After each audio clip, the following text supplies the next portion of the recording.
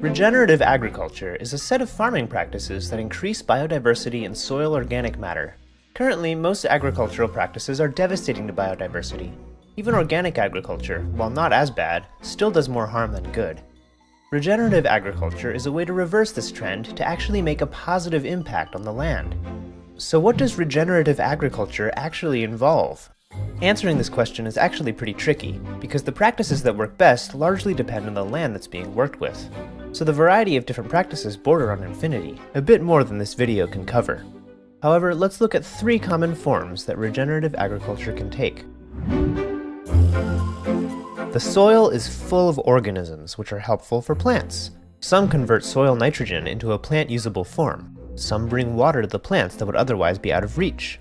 Others loosen and aerate the soil, increasing water absorption and allowing plant roots to penetrate deeper. When soil is turned over by a machine, most of these organisms are killed, so the crops must rely on chemical fertilizer, which ends up leaching into the water. Central to no-till farming is to not do that. Instead of tilling, plant cover crops whose roots break up the soil. Let the worms aerate the soil and bring down nutrients. Keep the soil covered with an organic mulch, which will break down over time, adding more organic matter to the soil. From the release of methane to clearing forests for pasture land, cattle raising is known for being very environmentally destructive.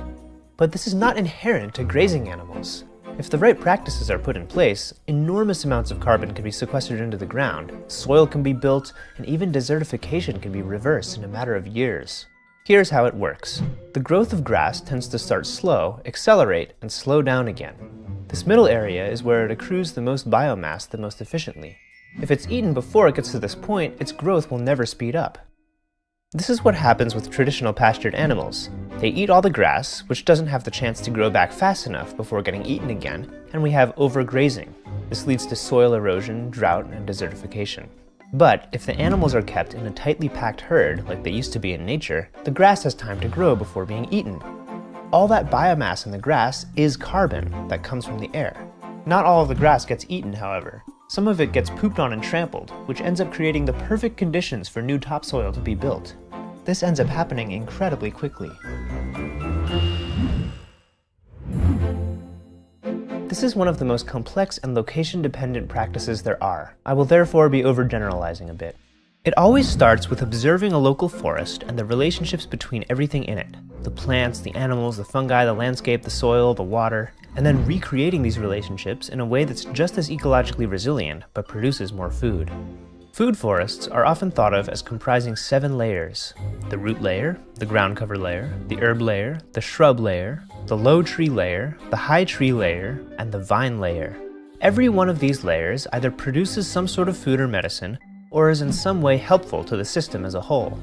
The plants are mostly perennials and include as many native species as possible. These 3 examples of regenerative agriculture, plus all the rest of them, all have something in common. Whereas in conventional agriculture, you seek to create as many of one thing as possible, in regenerative agriculture, you seek to create as many relationships between things as possible. You are one of those things. What sort